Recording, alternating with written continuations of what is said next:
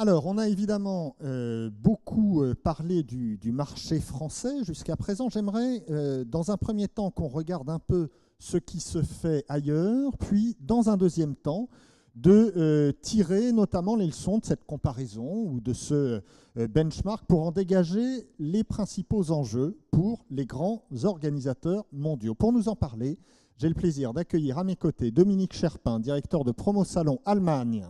Sous vos applaudissements, bien sûr. Et Dominique sera accompagné de Florent Jarry, qui est le directeur d'AMR International.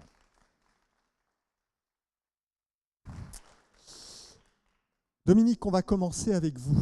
Je le disais, vous êtes directeur de Promo Salon Allemagne. Comment évolue le média salon à l'étranger? À vous de jouer. Alors d'abord, bonjour à tous et bonjour aussi à mes collègues du monde entier qui nous suivent sur Facebook et particulièrement à mes collègues de Cologne. Merci Corinne de me donner la parole. Alors elle m'a donné 8 minutes pour vous parler des Allemands, de l'Allemagne et de la filière des salons professionnels en Allemagne. Vous le savez, dans le pays qui aime célébrer la solidité, la fiabilité, la stabilité, la continuité, on a un premier principe, on ne remet pas en cause ce qui fonctionne déjà. Le premier produit, vous le connaissez, c'est Madame Merkel, qui a été élue pour la 4e fois, et qui avait d'ailleurs dans sa campagne, le premier argument, c'était justement cette continuité. Le deuxième principe, avant de prendre une vraie décision qui normalement fixera une stratégie basée sur le long terme, la fameuse continuité, on apprécie le temps de la réflexion et du compromis. Nous avons voté le 24 septembre, alors pas moi, même si j'habite depuis 23 ans en Allemagne, mais les Allemands ont voté et maintenant le gouvernement est rentré dans un temps de la négociation et si tout se passe bien, dans 3 mois, c'est l'un des scénarios, mais c'est certainement celui qui va se passer, nous aurons la fameuse coalition jamaïcaine, vous vous rendez bien compte que ce n'est pas la carte de l'Allemagne, jamaïcaine tout simplement aux couleurs du drapeau jamaïcain, à savoir le noir pour la CDU-CSU, le jaune pour les libéraux et le vert pour les écologistes. Ce qui est plus étonnant dans ce pays, et c'est le troisième principe, c'est que malgré un souhait de continuité, malgré des réflexions souvent lentes et compliquées, on est également capable, et j'allais dire ça c'est le pragmatisme über alles, que face à des éléments majeurs, souvent extérieurs, de tout remettre en cause, de renoncer aux acquis et de valider des nouvelles stratégies. Et je vais vous donner 3 exemples. Le premier, c'est l'accident de Fukushima, qui a convaincu la chancelière à renoncer rapidement à l'énergie nucléaire. Le deuxième, c'est les mouvements migratoires qui ont bousculé toutes les logiques et les lois allemandes en matière d'immigration. Et le troisième, c'est le Dieselgate, c'est le dernier, c'est la crise de Volkswagen qui semble aujourd'hui remettre en cause le modèle qui a fait le succès de l'industrie automobile en Allemagne. Dans le domaine des salons, et c'est là où je souhaite en arriver bien entendu, on est finalement dans la situation du « tout va bien ». On ne change pas un système qui marche et qui a été pensé sur le long terme, système d'ailleurs qui n'a pas été contrarié par un élément extérieur. Nous n'avons pas de nouvel entrant sur le marché, pas de nouvel opérateur, pas de fusion, pas de grands scandales à la Volkswagen, pas de grande faillite ou de remise en question du système, tous les parcs fonctionnent, pas de chamboulement technologique, et j'y reviendrai tout à l'heure. Ce système qui marche repose sur 3 piliers. D'abord, la force des entreprises classiques du Mittelstand allemand, qui croient toujours au concept salon traditionnel, et j'insiste sur le mot traditionnel. En 2017, 83% des entreprises allemandes considèrent les salons professionnels comme très importants. En 2017, ces entreprises consacrent 44% de leur budget communication au salon et ce chiffre était de 34% en 2001. Donc vous voyez qu'il est en augmentation, j'y reviendrai tout à l'heure, aussi en stagnation maintenant. Le deuxième pilier, c'est l'implication des pouvoirs publics locaux qui considèrent que le salon comme un outil du développement économique, ce que l'on appelle en allemand le fameux Standortmarketing, avec des investissements importants dans les infrastructures, et tout ceci évidemment scellé par un actionnariat bien connu, puisque la plupart des parcs et des salons sont détenus par les villes et par les régions. Il est également ce média très soutenu par les personnalités politiques, au premier rang évidemment Mme Merkel. Là, c'est une photo avec Obama en 2016, mais je regardais un petit peu son programme 2017. Elle était au CeBIT en mars, elle était en avril sur la Hannover Messe, elle était au mois d'août à la Gamescom à Cologne. Dans la continuité d'ailleurs, c'est sa position. Elle était en septembre sur le salon IAA et je crois qu'elle va recevoir M. Macron la semaine prochaine sur le salon de la Bourg-Messe à Francfort. Le troisième pilier, c'est d'ailleurs le plus important, j'allais dire tout le reste, c'est de l'habillage, c'est ces deux courbes, à savoir les courbes et l'évolution des exportations allemandes et une courbe qui est très liée, celle d'en dessous, les importations. Ces évolutions ont évidemment une conséquence au niveau des acheteurs étrangers. Le fameux Made in Germany se vendant dans le monde entier, il attire évidemment les acheteurs internationaux. L'importation également, puisque ça donne l'impression à des fabricants étrangers que ce marché est intéressant. Encore une fois, on parle toujours de l'exportation allemande, mais vous voyez bien dans la courbe, il y a aussi les importations qui sont très importantes. Et la troisième chose, c'est que le Mittelstand, croyant au système salon comme un moyen, comme un outil d'exportation, il s'est servi en fait des plateformes proposées par les organisateurs pour se développer sur les marchés étrangers, notamment les fameuses géoduplications. Vous voyez, ce n'est pas les salons qui font le commerce international allemand, c'est plus un miroir, on en a parlé tout à l'heure. En tout cas, le secteur allemand qui, on peut dire, réussit, fonctionne surtout grâce à ce troisième pilier. Alors vous l'avez compris, dans le secteur et dans la situation du tout va bien, avec des fondamentaux très solides, on a des vraies réussites. Alors l'une des dernières réussites, c'est le Gamescom à Cologne, hein, qui a été lancé en 2009-2010, qui a accueilli il y a quelques semaines plus de 360 000 personnes à Cologne. Mais néanmoins, vous le savez, je ne suis pas payé pour faire les louanges du système allemand, donc je vais me permettre d'apporter quelques doutes et quelques observations sur ce secteur. D'abord, des doutes liés à la maturité du secteur. Certes, le nombre d'exposants continue encore à augmenter sur les salons allemands, mais c'est pas nouveau, c'est des chiffres déjà depuis 2014, on assiste à une stabilisation, voire à une baisse de nombre de visiteurs allemands et étrangers. Deuxième chose, les investissements très importants dans les infrastructures qui ont été faits surtout dans les années 2000 jusqu'à 2010, finalement depuis 2015, sont en net recul, voire même stoppés. Alors évidemment, chaque parc a des petits aménagements, mais on n'a plus les grands investissements qu'on a connus dans les années 2000, début 2000. Et puis, signe aussi important, le nombre de salons géodupliqués, qui était de 303 en 2014, est passé à 296 en 2017. Sur toutes les courbes que l'on fait, il n'y a plus d'augmentation, il y a encore une fois une stagnation, voire encore une fois là une baisse. Deuxième doute, c'est sur le doute lié finalement à un marketing ultra traditionnel, un marketing encore très tourné autour de l'offre et peu autour de la demande. Alors je sais que c'est un petit peu en contradiction avec tout ce qu'on a entendu aujourd'hui, mais pensez à des exemples très simples, hein, comme Interpack, Bauma, Gritechnica, Automechanica, même la Nougat. Ce sont finalement des professions qui tout simplement viennent dans un parc pour se présenter, et c'est encore le système allemand tel qu'il fonctionne aujourd'hui. Troisièmement, des doutes liés à l'instabilité internationale. Vous savez évidemment tous les problèmes que peuvent avoir l'Allemagne avec la Turquie. La Turquie est un pays les Turcs visitent beaucoup les salons allemands, c'est une inquiétude très importante. La deuxième aussi, c'est sur les géoduplications. L'Allemagne avait investi énormément sur des pays aujourd'hui difficiles, les pays de l'Est, la Russie également. Et puis enfin, je terminerai sur un quatrième doute, c'est finalement un système, j'allais dire, traditionnel qui a du mal à se remettre en question. Hein. C'est pourquoi changer ce qui marche finalement. D'abord, il y a un rêve qui ne s'est pas réalisé, c'est le rêve de vouloir transformer des manifestations B2B en B2C. Finalement, il y en a une qui l'a fait, ils ont tué le B2B, ils ont gardé le B2C, c'est l'histoire du bread and butter avec Zalando. Et finalement, alors évidemment, il y a des manifestations qui sont mixtes, mais des évolutions et des transformations, on voit que finalement, elles ont très rarement marché. Et la deuxième déception, on peut l'appeler comme ça, c'est la digitalisation.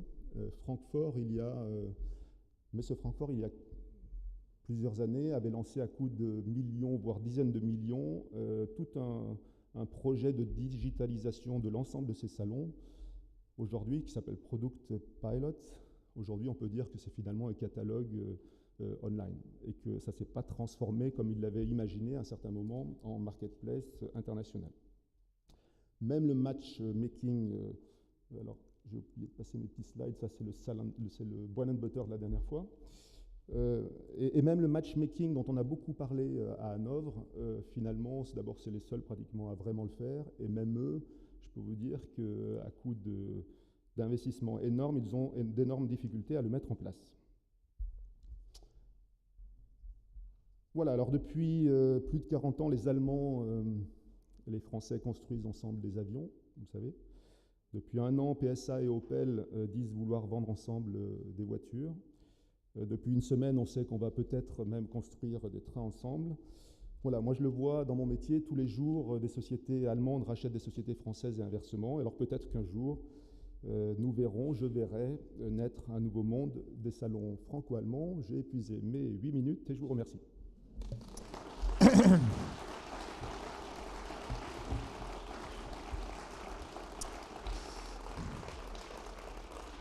Ça, c'est une photo que j'ai prise la semaine dernière à Paris. Corinne m'a fait remarquer, c'est vrai qu'on me voit dans la photo, au milieu.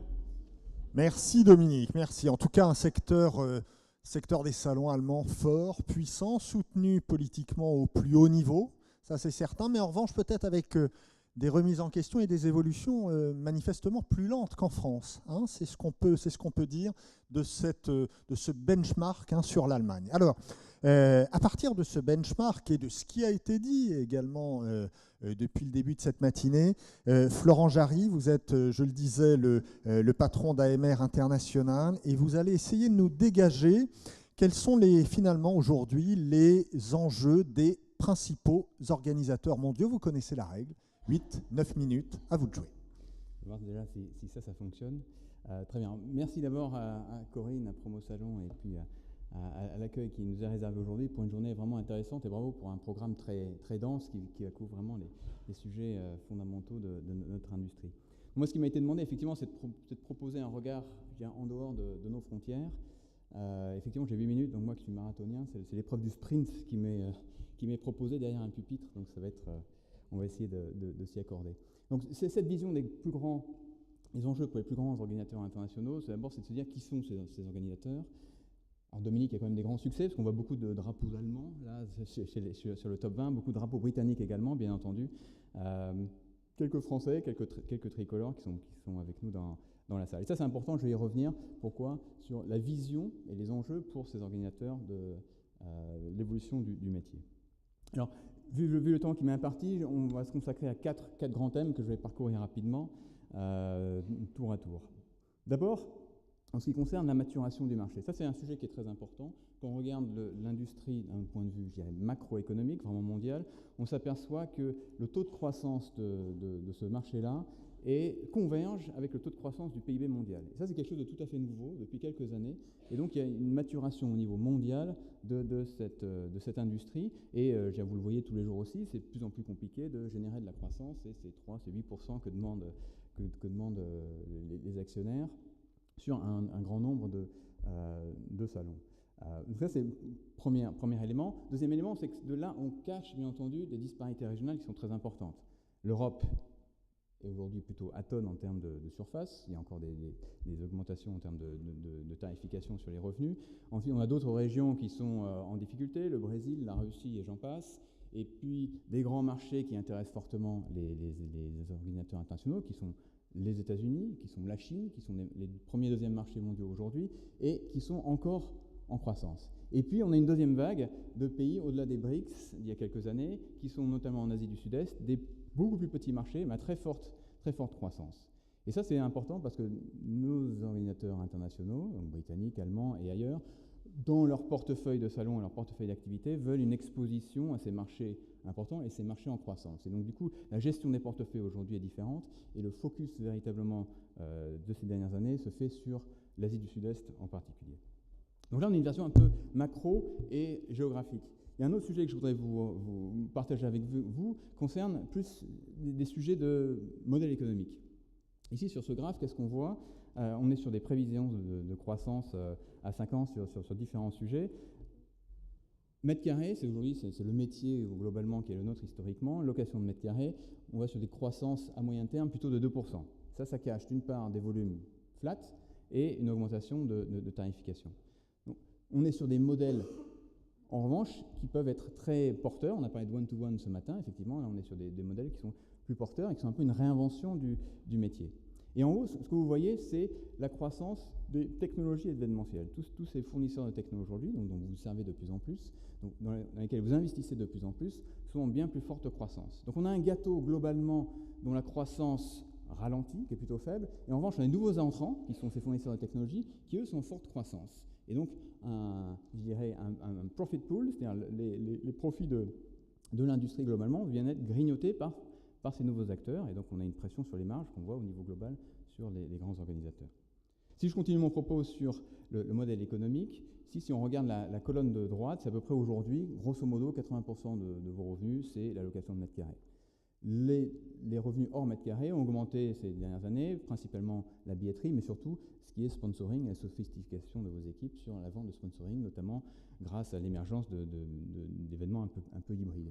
Nous, le pari qu'on fait chez AMR, c'est de se dire à moyen terme, et je dirais là les chiffres sont tout à fait indicatifs, 2025 et c'est 30%, c'est de dire que dans le mix business économique, dans le mix de revenus qui est le vôtre, la part des mètres carrés va se réduire au profit d'autres revenus, et en particulier des revenus issus du digital. Aujourd'hui, il y a encore beaucoup d'interrogations sur comment est-ce qu'on va les générer, auprès de qui, quel est le modèle économique. Mais à moyen terme, ça c'est un vrai défi pour vous, mais pour vos collègues internationaux. Alors deuxième sujet, et on en a parlé déjà ce matin, j'ai nommé ça exigence des visiteurs. Quand on parle de visiteurs, on parle du marché adressé ou du marché servi. Aujourd'hui, je constate que parmi les plus grands salons français, en effet, la focalisation elle est sur le visiteur aujourd'hui et plus sur l'exposant. Ça c'est important, on est entièrement en ligne avec vous là-dessus et c'est notre cheval de bataille. Mais n'oublions pas qu'ici dans cette salle, on est le haut de l'iceberg de l'industrie. Et que ce qui se passe sous la surface, c'est, je dirais, des salons qui ne sont pas forcément aussi sophistiqués, qui n'ont pas les mêmes moyens ou la vision stratégique qui peuvent être la vôtre. Donc côté visiteur, qu'est-ce qui se passe? Premièrement, je crois que Philippe vous l'avez dit, on a une réduction moyenne du temps passé par les visiteurs sur les salons. Ça, on le voit au niveau mondial, c'est vrai absolument partout. Donc, toutes choses étant égales par ailleurs, pour les exposants, bien entendu, il y a un impact de retour sur investissement si ma densité de visiteurs réduit. Deuxième sujet qui a été évoqué également concerne le fait qu'on a un visitorat qui est de plus en plus sollicité, qu'il y a des alternatives à l'éducation, au sourcing, au networking qui sont aisées par le digital aujourd'hui, et vient se rajouter à ça un mix générationnel qui a été évoqué également. Donc là, il y a une complexité tout d'un coup dans les marchés qui sont adressés, et ça pose des vrais enjeux fondamentaux pour les organisateurs. On en a déjà parlé ce matin, mais on les retrouve chez nos amis, à la fois d'outre-Manche, d'outre-Rhin et plus largement. Et donc pour l'organisateur de salon, ça veut dire quoi? Si on prend un petit peu de recul, on a parlé du fait qu'il y a 20 ans, il y a 30 ans, on était des loueurs de mètres carrés, puis après on envoie un mailing et on espère que tout se passe bien. Ça, c'est un peu ce qui est à gauche sur la page ici. On est fournisseur de services. Ce qui nous intéresse, et je pense que la discussion qu'il y a eu ce matin, c'est vraiment une focalisation vers ce qu'on a sur la droite, c'est-à-dire comment est-ce qu'on peut se focaliser sur le succès de nos clients. Et par client, bien entendu, on parle d'exposants, mais on parle principalement des visiteurs. Et donc la complexité de comprendre nos visiteurs ou nos non-visiteurs, c'est les marchés que l'on adresse, est fondamentale. Et donc comment générer le succès pour eux? Aujourd'hui, le salon, c'est un moyen. On a dit, on est un média, c'est un terme un peu restrictif, il y a d'autres choses que l'on sait faire. Et certains organisateurs, effectivement, se posent la question de quelle est ma raison d'être? Est-ce que c'est de vendre du mètre carré dans un hall, ou est-ce que c'est d'être contribuer au succès de mes clients? Et finalement, le salon est un moyen. Je peux peut-être développer d'autres moyens en parallèle ou connexes, voire qui n'ont rien à voir avec le salon, pour aider au succès de mes clients. Et là, bien entendu, le digital est un outil fondamental qui peut le permettre. Donc là, on est dans un shift absolument fondamental dans la réflexion d'un certain nombre d'organisateurs qui se projettent, je dirais, à moyen et long terme.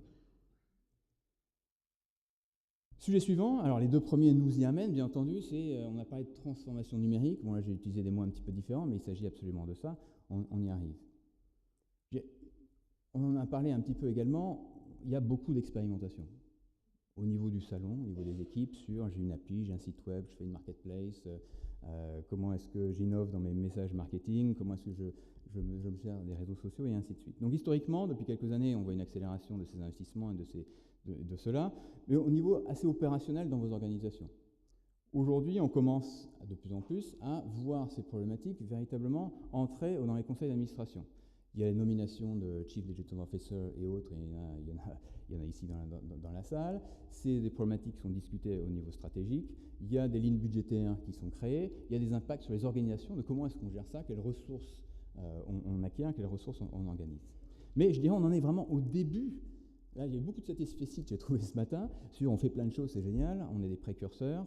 On n'en est qu'au début d'un long cheminement. Et quand on regarde d'autres industries, notamment les médias grand public ou les médias professionnels, il y a eu 10-15 ans de révolution avant d'arriver à gérer une maturité qui est celle d'aujourd'hui. Aujourd'hui, on n'en est véritablement qu'au début. Donc, il y a des problématiques de stratégie aujourd'hui. Aucun organisateur, à ma connaissance, n'a une vision claire à 5 ans ou plus de son rôle et du rôle du digital et du data sur son rôle dans son industrie. Il y a des réflexions, bien entendu, mais au niveau corporate, aujourd'hui, ce n'est pas encore le cas. Et quand on n'a pas de stratégie très claire à long terme, qui est partagée par le board et l'ensemble de l'organisation, c'est difficile ensuite de se dire quelles ressources on met en face, qu'elles soient ressources financières, ressources humaines, en termes de temps et autres, pour délivrer sur cette vision-là. Alors sur le modèle économique, j'en ai parlé, on est sur des problématiques également de changement ici. Aujourd'hui, on est plutôt dans j'investis. Il faut que je demande à mon board, à mes actionnaires, de pouvoir libérer un petit peu de cash pour investir, et on va être dans une accélération de ces investissements, bien entendu. Avec la problématique du retour, bien entendu, commence à se poser. Dans un premier temps, il faut que je puisse pouvoir générer des revenus en face. Ce n'est pas uniquement des investissements défensifs pour être sûr que je ne vais pas me faire disrupter. C'est pouvoir générer des revenus, certains le font. Mais la question suivante, bien entendu, c'est celle de la rentabilité de ces investissements et de pouvoir jouer sur ma marge in fine. Donc là, on est vraiment au début, sur ce deuxième point de monétisation, de génération de revenus. On est au début, on est sur des revenus aujourd'hui digitaux. Je crois que notre Globex, on est à 2%, c'est ce qu'on estime, donc ça va être tout à fait marginal. Et donc nous, notre vision à moyen terme, c'est de se dire, dans cette industrie-là, il y aura probablement une polarisation du marché entre les organisateurs. Ceux qui auront effectivement fait les bons choix, les choix gagnants, et qui auront des événements, ou plus largement, qui auront une proposition de valeur pour leur marché, qui va inclure des événements en grande partie, mais pas que, qui sera très solide. Et puis ceux qui auront pris le mauvais virage ou raté le virage et qui du coup seront véritablement en difficulté. Donc on imagine plutôt une bifurcation dans l'industrie dans les 5 à 10 prochaines années sur ces sujets. Le dernier point, j'espère que je suis dans le timing, François-Xavier, là on était sur des problématiques, je dirais, des facteurs exogènes. Et bien entendu, ça a un impact, j'en ai commencé à l'évoquer, sur l'organisation elle-même et sur ce qu'il y a au sein même de nos organisations. Et là, encore une fois, sur la base des travaux que l'on fait, sur la base de l'accompagnement qu'on peut avoir d'un certain nombre d'organisateurs à travers le monde, on a défini un certain nombre de principes fondamentaux de ce qu'on appelle l'organisateur du futur. En partant du principe que les compétences ou les facteurs clés de succès pour l'organisateur du futur, c'est-à-dire de demain, sont différents de celles d'aujourd'hui, et je ne parle même pas de l'organisateur d'il y a 20 ans. Alors j'en ai juste choisi quelques-unes ici, ce n'est pas une liste exhaustive, mais c'est intéressant, on va recouper certaines des discussions qui ont eu lieu ce matin. Premièrement, c'est le rôle du directeur de salon. Historiquement, le directeur de salon, c'est le super commercial. Le meilleur commercial est devenu directeur de salon, et puis il a l'œil rivé sur son budget. L'année prochaine, il faut qu'il délivre plus 3%. Comment est-ce que je vais faire ça ? L'idée, c'est qu'à l'avenir, ou dès maintenant, déjà c'est le cas, on sait dans certains cas, le directeur de salon comme vraiment porteur de la stratégie. On a parlé de prospective. Marie-Odile, vous avez parlé de prospective, de se projeter. C'est absolument ça. C'est se dire, je suis en haut de la vague, quelle est la vague suivante ? Du coup, qu'est-ce que ça veut dire pour mon événement ? Comment est-ce que je pilote au mieux les évolutions de mon événement ? Et pas l'œil rivé sur le budget que je dois délivrer l'année prochaine. Alors bien sûr, il y a les deux. Et donc, c'est être un peu aussi chef d'orchestre des différentes compétences qu'il peut y avoir au sein de l'organisation. Je vais revenir sur le marketing notamment. Là, je parle de brand manager, c'est marrant, on a parlé de force de la marque, ou du ciel par exemple, au niveau du monde. Effectivement, de plus en plus, on est sur des marques fortes, donc la gestion de la marque, et donc non plus d'un salon lui-même, mais de la valeur de cette marque et du portefeuille qui est lui, devient très importante. Donc il y a des vraies problématiques là de compétences. Le marketing, on en a parlé, c'est la séance dernière, bien entendu, au cœur de l'organisation. Je n'y reviens pas.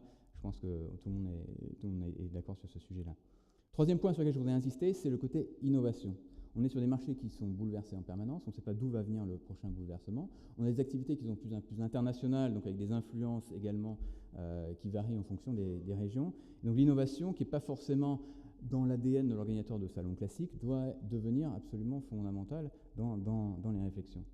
Et là, je voudrais partager une des remarques de Mike Rusbridge, qui était le président de REED pendant longtemps, qui disait « c'est quand tout va bien qu'il faut opérer le changement ». Sinon, après, c'est beaucoup plus compliqué, c'est là qu'on rentre dans les difficultés. Le numérique, j'y reviens pas, il vient décloisonner l'ensemble des fonctions, et c'est vrai que quand on parle d'organisation, c'est un vrai sujet en termes de structure et d'organigramme, et un vrai sujet en termes de talent. On parlait tout à l'heure également d'attraction des talents. Comment est-ce qu'aujourd'hui, je peux attirer les développeurs qui ont le choix entre Google et moi? Comment est-ce que je peux fournir ces opportunités de carrière-là? Je ne parle même pas des niveaux de salaire qui peuvent être également un peu décorrélés de ceux de l'industrie. Voilà, ça, pour nous, c'est certains des éléments fondamentaux de la réflexion des organisateurs pour, je dirais, être à la hauteur des défis qui sont ceux de cette industrie à moyen terme. Merci beaucoup, Florent. Merci. Messieurs, restez là.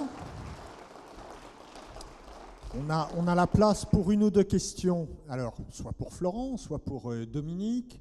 Florent sur les défis, les enjeux des organisateurs mondiaux. Dominique sur le marché allemand. Il y a la place pour une ou deux questions. Ou, peut-être pas une question, un commentaire sur ce que vous venez d'entendre. N'hésitez pas. Alors, qui veut se lancer? Ah, je savais bien qu'il y en aurait un. À vous. Merci, oui, Jean-Yves Durance. Dites-moi, avez-vous une idée aujourd'hui de l'importance monétaire de l'appui apporté par les autorités fédérales, les Länder et les municipalités, c'est-à-dire l'ensemble des autorités publiques allemandes? Alors, à part une ou deux exceptions, tous les soutiens au niveau fédéral pour les salons ne se font que pour des salons hors Europe. Encore une fois, à part deux ou trois exceptions, notamment dans l'alimentaire.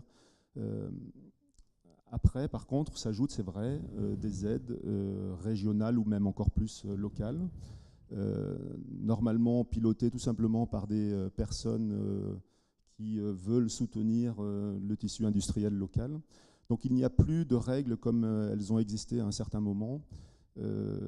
J'allais dire chaque région, chaque ville fait un petit peu à sa propre politique. Par contre, et c'est ça évidemment le soutien le plus important, là c'est pas auprès des entreprises mais c'est auprès des parcs et des organisateurs. Évidemment, comme je l'ai dit, il n'y a pas d'exception, tous ont un actionnariat lié à la ville, à la région et à la chambre de commerce. Les investissements qui sont faits sont évidemment dans un premier lieu pour servir l'exposition et l'exposant, mais évidemment également, comme je l'ai dit, c'est ce qu'ils appellent le marketing local, le standard marketing, parce que tout ça, ça doit rejaillir sur la ville. Il faut bien s'imaginer que, par exemple, la Gamescom, là, comme je disais tout à l'heure, 390 000 personnes à Cologne. Cologne est une ville d'1 million de personnes. Donc on n'est pas du tout dans la situation de Paris où finalement un salon arrive et je dois dire le commun des mortels ne le ressent pas. Chez nous, chaque salon, Interpack à Düsseldorf par exemple, ou Bauma qui accueille 500 000 personnes à Munich, évidemment, toute la ville, toutes les institutions, tout le monde voit aussi l'influence d'un gros salon qui se passe encore une fois dans des villes plutôt moyennes. Une autre question ou un autre commentaire pour Dominique ou Florent? Oui. Allez-y. C'est une question pour Florent. Comment voyez-vous l'évolution des formats salons par rapport justement au format allemand, de ces gros salons industriels qui représentent des investissements considérables pour les exposants en particulier? Est-ce que vous voyez ça évoluer vers des plus petits formats, plus one-to-one, plus format convexe dans l'avenir, ou bien est-ce que ce genre de format a encore de beaux jours devant lui? Poser une complémentaire dans la foulée. Moi, je serais intéressée aussi sur votre regard. Est-ce que les organisateurs traditionnels, vous avez passé au départ un recensement des principaux opérateurs dans le monde des salons au début, est-ce qu'il y a des nouveaux entrants? Est-ce qu'il y a des alliances? Et est-ce que vous voyez surgir des nouveaux types d'organisateurs alliant éventuellement diverses compétences? Alors, 2 pour le prix d'une, merci. Je ne sais pas si je dois vous remercier. Alors, déjà, sur la problématique des formats, il y a la place pour tout le monde, en effet, parce qu'on est sur des événements qui répondent à des problématiques différentes. Et ce que l'on voit, en effet, c'est le développement de formats autres, qu'on va appeler hybrides. Alors, Confect, c'était le format classique. Vous avez parlé de one-to-one, et j'ai montré qu'effectivement, c'est un format qui est ce qu'on appelle les high-touch events, donc des événements vraiment plutôt VIP, qui ont absolument un fort développement. Et là, c'est intéressant, c'est que c'est des modèles économiques un petit peu différents également. On n'est plus dans la location de mètres carrés, on est sur des inventions de modèles un petit peu différents. Le sponsoring ou la billetterie sont particulièrement importants. Donc, ce que l'on voit, c'est plutôt dans les marchés matures qui sont les nôtres ici, une multiplication des nouveaux formats, avec une segmentation de plus en plus fine, et on en parlait ce matin, des populations, des besoins, et donc du coup avec des événements de plus faible ampleur, mais qui vont répondre de manière plus précise à un besoin. Et si je prends le contre-pied de ça, c'est plutôt dans les marchés émergents, où notamment on est encore sur beaucoup des formats un peu plus de salons transactionnels également, des formats de salons d'import ou d'export, où là au contraire la grand-messe classique de je vends du mètre carré et puis advienne que pourra, fonctionne encore très bien, et il y a des salons qui ont encore des très beaux jours devant eux sur uniquement je dirais une stratégie de volume, si je puis dire. Mais ce qui est intéressant, c'est que même les grands paquebots, Dominique, tu parlais de Bahama notamment, il y a quand même des efforts également pour être un peu plus intelligent ou un peu plus malin pour aller adresser des besoins particuliers. Et si je reste sur la machinerie de construction, Conexpo aux États-Unis par exemple, a développé des choses tout à fait intéressantes sur des zones d'innovation et avec un modèle économique très particulier, mais au sein et en parallèle de cette énorme grand-messe classique. Voilà, donc je dirais c'est une réponse un petit peu de Normand, mais on voit de la place pour tout le monde là. Deuxième question, Sylvie, c'était sur les nouveaux entrants. Les nouveaux entrants. Alors en lien justement avec ces nouveaux formats, oui, on voit des nouveaux entrants qui viennent avec une casquette un petit peu différente. Et ça qui est intéressant, c'est que justement les nouveaux entrants en général sont pas par nature même, ne sont pas des spécialistes de l'événementiel. Et sont des gens qui viennent ou d'un marché qu'ils connaissent extrêmement bien, ou de domaines médias un petit peu connexes au salon. Et donc pourquoi c'est intéressant? Parce qu'ils ont une approche qui est client, customer first, absolument, qui est différente de historiquement l'approche de l'organisateur de salon. Et donc ça veut dire que dans les médias utilisés ou dans la constitution même du produit qu'ils mettent en place, la réflexion, bien souvent, elle est digital first. On démarre du digital, on démarre de mon client, et après, la partie événementielle face-to-face est très importante, mais vient dans un deuxième temps. Donc, il y a un certain nombre de nouveaux entrants, il y en a très peu, ça a été dit ce matin, effectivement, qui deviennent très gros rapidement. Alors, bien sûr, il y a des exemples, hein, si on pense à Money 2020, ShopTalk, déjà de cette veine-là, il y a quelques personnalités exceptionnelles qui ont ces succès, mais ça reste aujourd'hui encore tout à fait l'exception. Merci beaucoup, messieurs. Merci à vous.